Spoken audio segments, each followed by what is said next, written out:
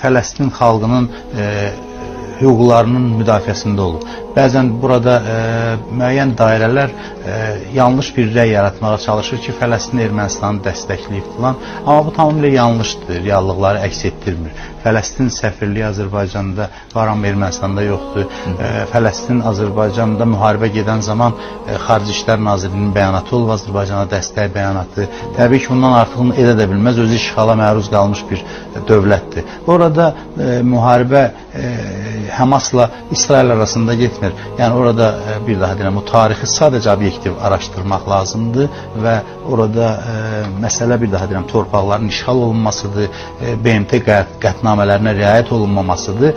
Azərbaycan cəmiyyətində də mən düşünürəm ki, bu məsələ ilə bağlı kifayət qədər ədalətli mövqedə dayanan insanlar var. Amma bəzən bilirsiniz, müəyyən fikirlərdə yanlışlığa yol verilir.